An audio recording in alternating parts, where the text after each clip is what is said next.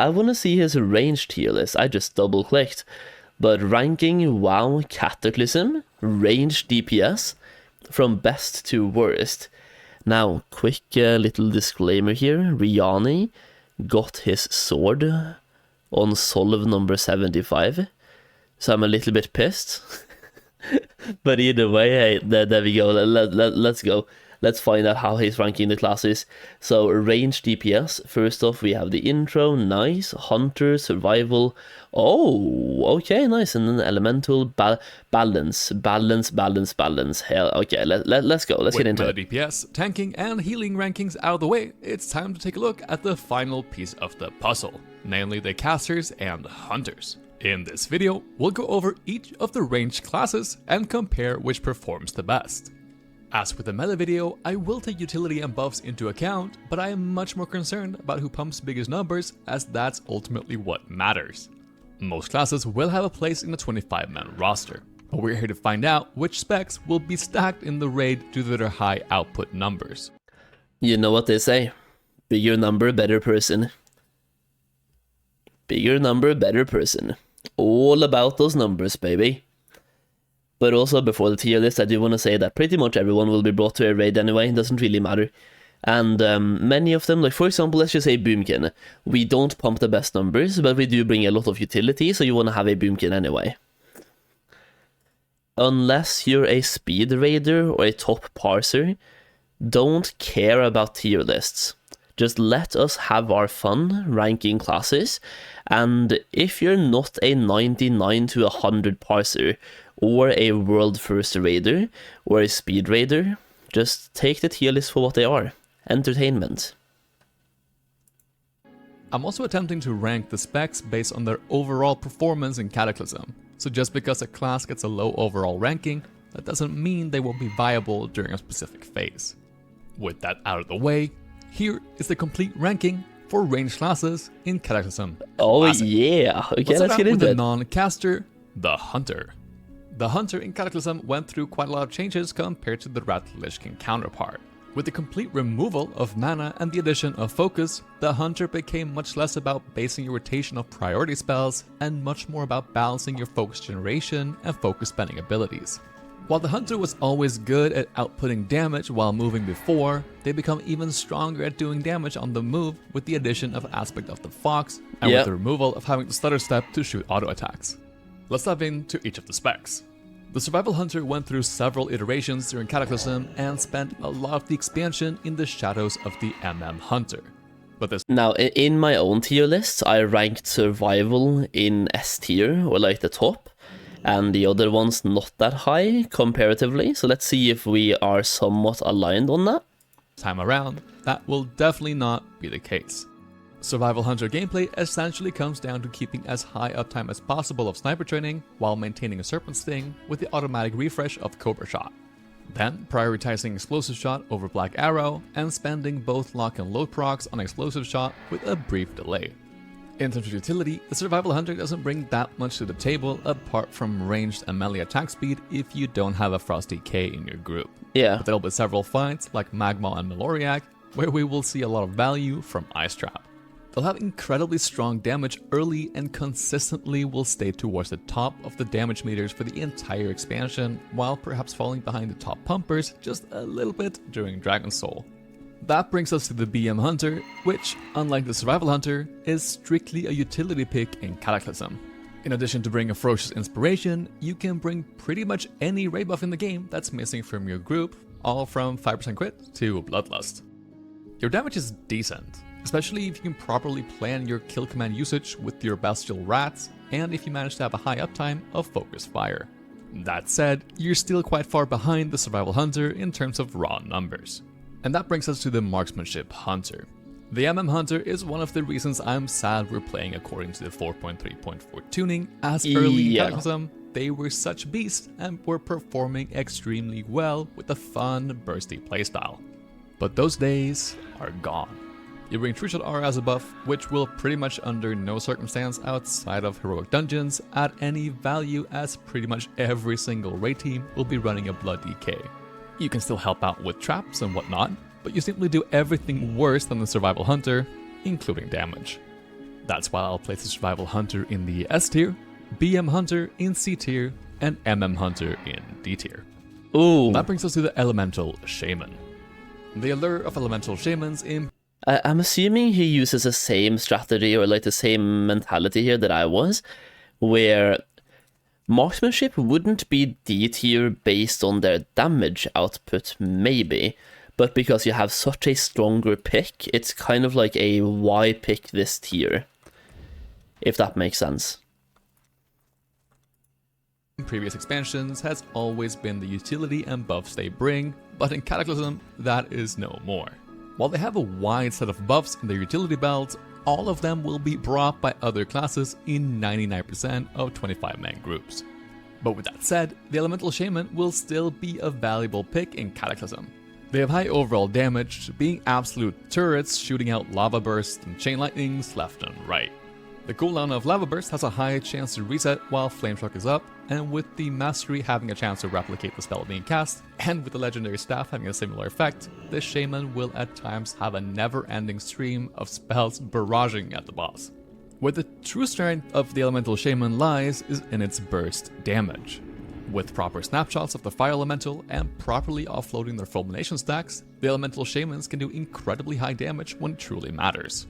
In Tier 11, pretty much every single boss will have some burn phase, where the boss either takes increased damage, or where the boss has a softened rage. And this is where the Shaman truly shines. While they won't be the absolute biggest overall pumpers in Cataclysm, they will be very solid and will be very valuable for certain encounters. I would place them in S tier for a lot of the encounters, but overall in Cataclysm, they earn their spot high up in the A tier. Moving on to the Balanced Druid. The Balanced Druid in Cataclysm becomes the first iteration of the boomkin that we have today in the retail version of the game. The addition of the Eclipse bar swinging up and down to empower our lunar or solar abilities removes some of that RNG factor that was present in the Wrath of Lich King system.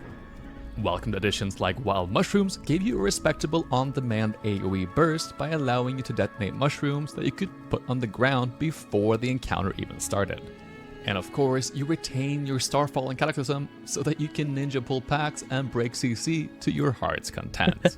Now, as much as I enjoy playing in Boomkin, I think that they struggle a bit in Cataclysm. They do. They bring nothing of value utility-wise outside of being the go-to person for battle rest if you don't have a Rested Druid. Innovate when cast on... Nothing to the table utility-wise? I'm not so sure about that one, dude, but alright. Others is not what it used to be, and the spell damage taken and spell haste will be brought by other classes that have a high representation. Sure, Okay. There's an argument that Tranquility is a decent offensive utility for the raid, but anything that stops you from doing damage while channeling is generally griefing the raid more than you think. The damage is okay, but rather middle of the pack, and it's a class that you have no desire to stack, and as such, they earn their spot in the B tier. Yeah, I'll take that. I'll take it. That brings us to the Shadow Priest. In Cataclysm, you ultimately play very similarly to how you did in Wrath of the Lich King, with a few additions and adjustments, like the addition of an actual DPS cooldown through Archangel and the Shadow Orb mechanic. You maintain the strength of being one of the best multi-target classes in the game by being able to multi-dot, which will make you incredibly strong for certain fights. Utility-wise, you bring Replenishment, which is not going to be that widely brought by other classes, and you will realistically be the class brought for the 5% spell haste through Shadow Form. Not to mention Dispersion, which is arguably the strongest defensive cooldown in the game. In Tier 11, you'll be at your strongest, then fall off as time goes on. You'll still always be a competitive pick, just not the absolute strongest spec. That's why the Shadow Priest gets placed in the A tier. That brings us to the Mage.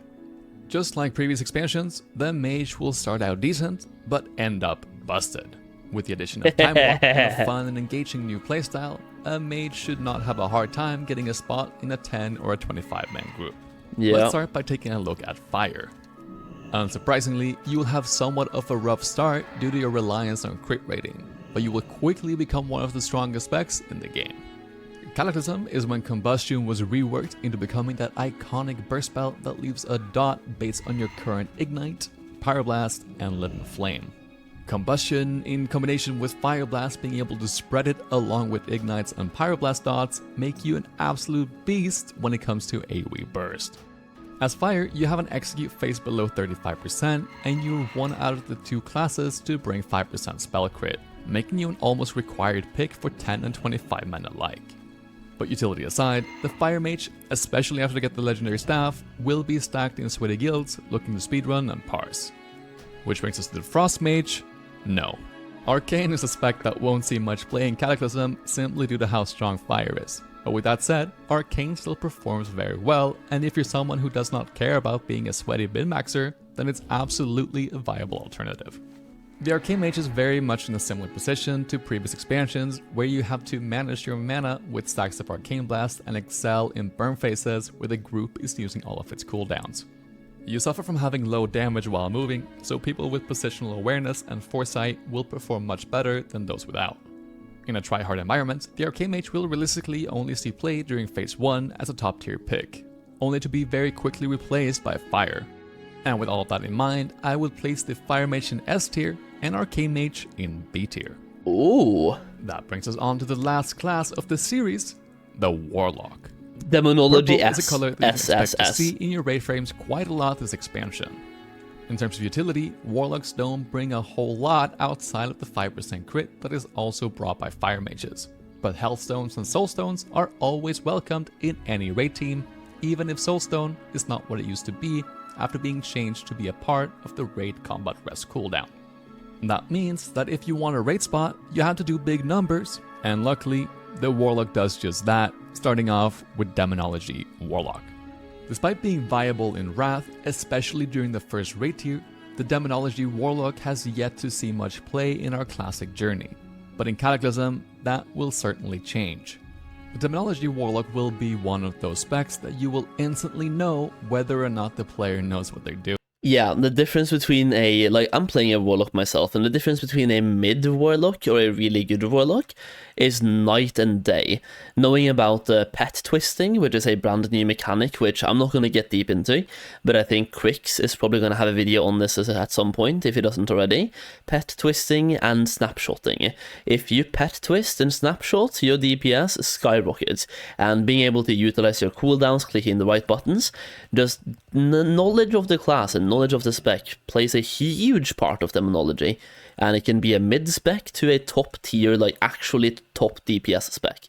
It can be a contender for the number 1 DPS spot if played correctly, but then if not played correctly, it's mid.